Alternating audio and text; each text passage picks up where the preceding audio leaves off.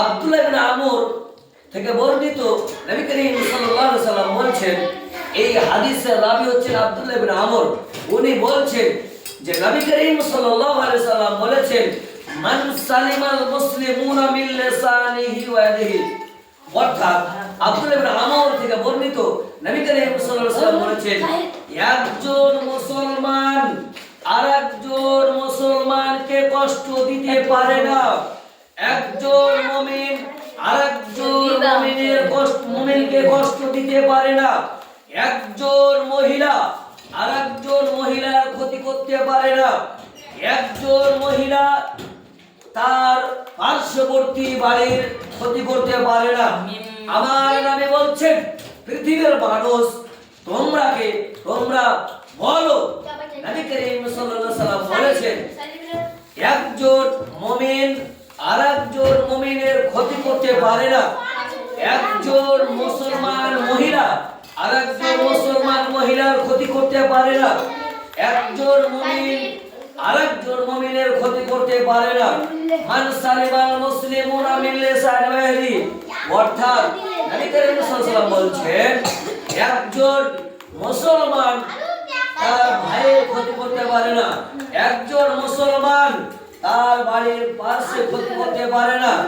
নবী করিম সাল্লাল্লাহু আলাইহি সাল্লাম বলছেন, সে হাতের দ্বারাও হোক, সে মুখের দ্বারাই হতে পারে, চলাফেরাতে হতে পারে, চোখের দ্বারাই হতে পারে, চোখ গরম করে হতে পারে, অন্তরের দ্বারাই হতে পারে। সে কোন রকম কাউকে কষ্ট দিবে না, সে কাউকে গালিগালাজ করবে না, সে তাকে অন্যায় কথা বলবে না। কোন রকম, এই হাদিসের ভাষা স্পষ্ট বলছেন যে একজন মুমিন আরেকজন মুমিনের ক্ষতি করতে পারে না। কিন্তু দুঃখের বিষয়, আপনাকে আমি কি দিয়ে বোঝাই, আপনাকে আমি কি রকম কোন ভাষা বলে আপনাকে বুঝাবো আমি বুঝতে পারছি না।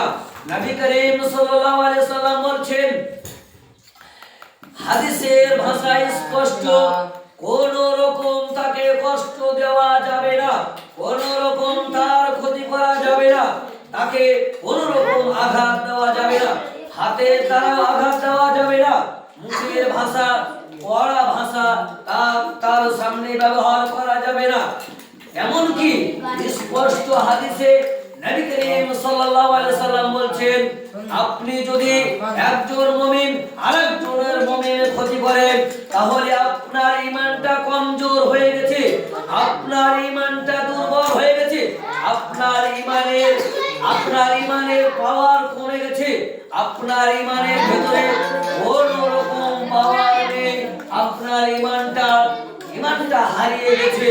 আপনার ভিতরে যদি ঈমান থাকতো, তাহলে আপনি আপনার ভাইয়ের ক্ষতি করতেন না, আপনি আপনার বাড়ির লোকের কোনো রকম ক্ষতি করতেন না। নবী করিম সাল্লাল্লাহু আলাইহি সাল্লাম বলছেন, পৃথিবীর মানুষ আপনাকে আমি কি দিয়ে বুঝাই, আপনাকে আমি কি রকম কি ভাষা দিয়ে বুঝাই আমি বুঝতে পারছি না। আন সুবাইর ইবনে মুতিম আখবরাহু আন্নাহু সামিআ নাবিয়্যা ইয়াকুলু লা ইয়াদখুলুল জান্নাতা ফাতিউন। এই হাদিসের রাবী হচ্ছেন সুবাইর বলছেন, নবী করিম সাল্লাল্লাহু আলাইহি সাল্লাম বলেছেন, একজন মুমিন আরেকজন মুমিনের ক্ষতি করতে পারে না।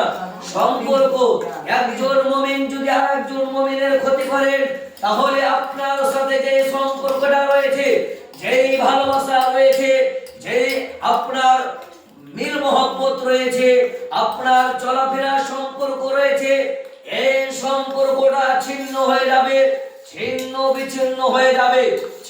বিচ্ছিন্ন। অর্থাৎ আপনার ভিতরে যেই ভালোবাসাটা ছিল, যে সম্পর্কটা ছিল, ওই সম্পর্কটা নষ্ট হয়ে গেছে। আপনার সাথে ওনার সম্পর্ক নেই, আপনার সাথে তার যে একটা মিল মহব্বত ভালোবাসা আপনার সাথে চলাফেরা ছিল, এই চলাফেরাটা নষ্ট হয়ে গেছে। তাই নবী করিম সাল্লাল্লাহু আলাইহি সাল্লাম বলছেন, এই হাদিসের রাবী হচ্ছেন জুবাইর ইবনে মুতিম বলছেন, নবী করিম সাল্লাল্লাহু আলাইহি সাল্লাম বলেছেন, একজন মুমিন আরেকজন মুমিনের সাথে যদি সম্পর্ক ছিন্ন বিচ্ছিন্ন করেন তাহলে আপনি জান্নাতে যাবেন না। জান্নাত এমনই একটি জায়গা, জান্নাত এমনই একটি ঘর, জান্নাত এমনই একটি স্থান যে স্থান আপনার সাথে আপনার ভাইয়ের মিল রাখতে হবে, আপনার বোনের সাথে আপনাকে মিল রাখতে হবে, আপনাকে আপনার বাবার সাথে মিল রাখতে হবে, আপনাকে আপনার মায়ের সাথে মিল রাখতে হবে, আপনাকে আপনার বাড়ির পাশে আপনার কাকার বাড়ি রয়েছে, আপনার চাচার বাড়ি রয়েছে, আপনার দাদুর বাড়ি রয়েছে, আপনার বাড়ির পাশে আপনার আপনার কোন গ্রামের লোকের বাড়ি রয়েছে, আপনাকে সবার সাথে মিল মহব্বত ভালোবাসা করতে হবে, আপনাকে সব সময় তার সাথে সৎ ব্যবহার করতে হবে, ভালো কথা বলতে হবে, তার সাথে আপনাকে কোনো রকম অন্যায় কথা বলা যাবে না। যদি আপনি কথা বলেন তাহলে নবী করিম সাল্লাল্লাহু আলাইহি ওয়াসাল্লাম বলেন আপনার সাথে ওনার সাথে আপনার সম্পর্কটা নষ্ট হয়ে গেছে, সম্পর্ক ছিন্ন বিচ্ছিন্ন হয়ে গেছে।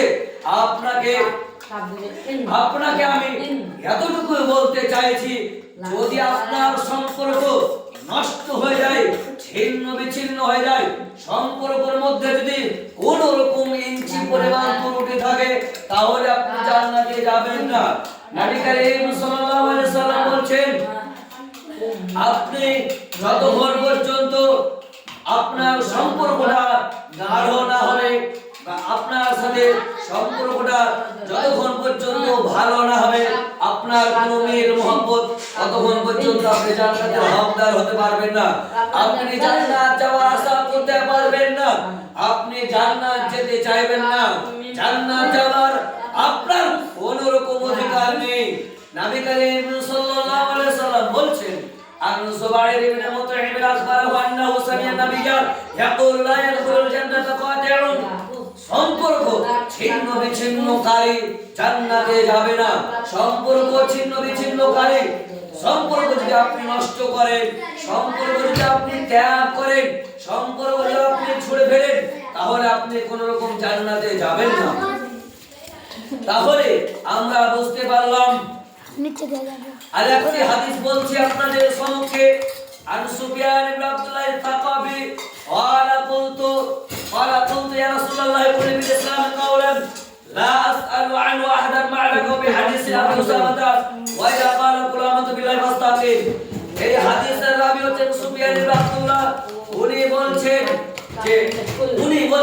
সুফিয়ান ইবনে আব্দুল্লাহ বলছেন আমি নবী করিম সাল্লাল্লাহু আলাইহি ওয়াসাল্লামের কাছে আরজ করলাম এবং বললাম, হে নবী করিম সাল্লাল্লাহু আলাইহি ওয়াসাল্লাম, আপনি আমাকে ইসলামের মধ্যে ইসলামের এমন একটি শব্দ, এমন একটি বাক্য, এমন একটি সেন্টেন্স আপনি আমাকে শিখিয়ে দেন, আপনার পরে আপনি মরে যাবেন, তারপরে আমাকে অন্য কাউরের কাছে যেন যেতে না হয়, অন্য কাউরের কাছে শিক্ষার জন্য যেতে না হয়, আমি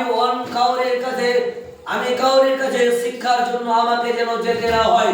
নবী করিম সাল্লাল্লাহু আলাইহি সাল্লাম বলছেন, আমার নবী যারা সারা বিশ্বের নবী জনাবে মুহাম্মদুর রাসূলুল্লাহ, তিনি বলছেন সুফিয়ান ইবনে আব্দুল্লাহকে বলছেন যে তুমি বলো যে আমি আল্লাহর প্রতি ঈমান এনেছি, আমি আল্লাহকে এক বলে বিশ্বাস করি, আমি অন্য কাউকে বিশ্বাস করি না, এবং আমি নবী করিম সাল্লাল্লাহু আলাইহি সাল্লামের প্রতি বিশ্বাস করি এবং নবী করিম সাল্লাল্লাহু আলাইহি সাল্লামের প্রতি ঈমান এনেছি।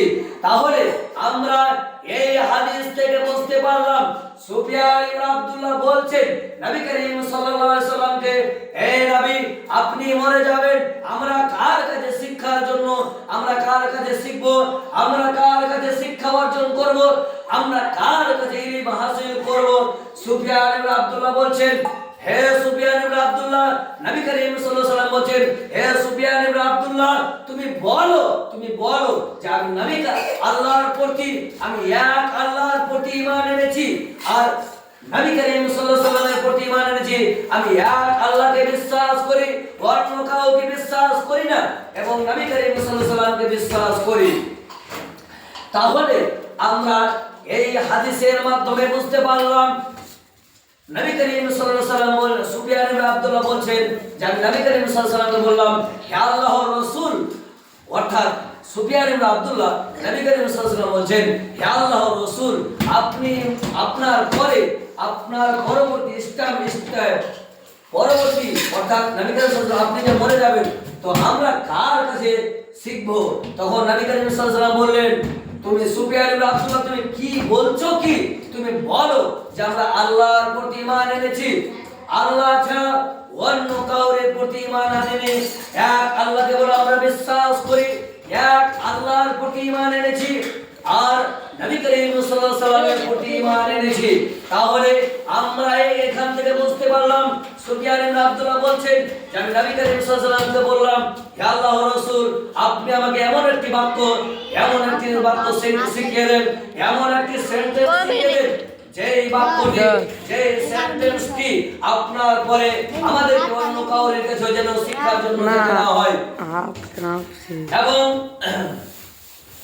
আবু হুরায়রা থেকে বর্ণিত, আবু হুরায়রা বলছেন নবী করিম সাল্লাল্লাহু আলাইহি ওয়াসাল্লাম বলছেন, আবু হুরায়রা এই হাদিসের রাবী হচ্ছেন আবু হুরায়রা, তিনি বলছেন নবী করিম সাল্লাল্লাহু আলাইহি ওয়াসাল্লাম বলছেন, লিল মুমিনি আলাল মুমিনি সিত্তু খিসালিন ইয়াউদুহু ইলা মারিদা ওয়া ইয়াশহাদু ইলা মাতা ওয়া ইয়াতিমু ইলা দাআহু ওয়া ইউসাল্লিমু আলাইহি ইদা লাকিয়াহু ওয়া ইয়াসামাদু ইদা আতাসা ওয়া ইয়ানসাউ আল্লাহু শাইদা।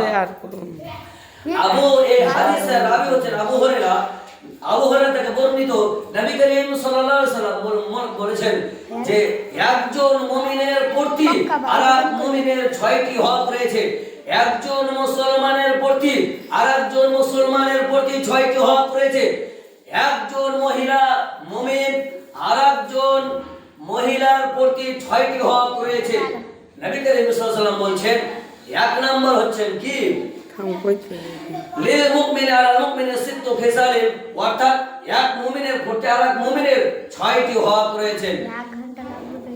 একজন মুমিন যদি রোগে আক্রান্ত হয়, একজন মুমিন যদি রোগে আক্রান্ত হয় অর্থাৎ যদি অসুস্থ হয়, তাহলে একজন মুমিন আরেকজন মুমিনকে দেখাশোনা করবে, দেখভাল করবে, তার দায়িত্ব পালন করবে। 2 নাম্বার, একজন মুমিন, যেই মুমিনটা অসুস্থ হয়েছিল সেই মুমিন যদি মারা যায়, তাহলে আরেকজন মুমিন তার জানাজায় কাফন দাফনের ব্যবস্থা করবে। 2 নাম্বার। 3 নাম্বার হলো একজন মুমিন যখন রাস্তায় চলাফেরা করবে, একজন মুমিন আরেকজন মুমিনকে সালাম প্রদান করবে, সে উত্তর দিবে। 3 নাম্বার। 4 নাম্বার, একজন মুমিনের যদি হাঁচি আসে তাহলে আরেকজন মুমিন উত্তর দিবে, 4 নাম্বার। 5 নাম্বার হলো একজন মুমিন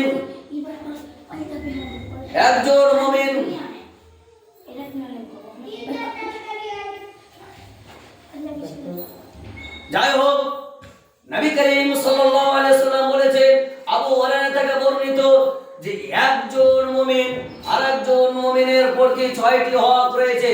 আজকে দুঃখের বিষয় এই, আমি আপনাদেরকে, আমরা সবাই মুসলমান, আমরা মুসলমানের ঘরে জন্ম নিয়েছি, আমাদের সৌভাগ্য, আমাদের খুশনসিব যে আমাদেরকে আল্লাহ পাক রব্বুল আলামিন মুসলমানের ঘরে জন্ম দিয়েছেন। কোন ইহুদির ঘরে জন্ম দেয়নি, কোন খ্রিস্টানের ঘরে জন্ম দেয়নি, কোন হিন্দুর ঘরে জন্ম দেয়নি, কোন মুশরিকদের ঘরে জন্ম দেয়নি, কোন খ্রিস্টানের ঘরে জন্ম দেয়নি। আমাদের সৌভাগ্য যে আমাদেরকে আল্লাহ পাক রব্বুল আলামিন মুসলমানের ঘরে জন্ম দিয়েছে। যদি আমরা মুসলমান না হয়ে যদি আমরা কোনো হিন্দু হতাম, যদি খ্রিস্টান হতাম, তাহলে আমাদেরকে জাহান্নাম ছাড়া কোনো রাস্তা ছিল না, জাহান্নাম ছাড়া আমাদের কোথাও স্থান হবে না। কেননা যে আমরা মুসলমানের ঘরে জন্ম নিয়েছি, অথচ আজকে একজন মুসলমান আর একজন মুসলমানকে সালাম তো দূরে যাক, তাকে মুখটা ঘুরিয়ে আমরা রাস্তায় চলাফেরা করি আছে।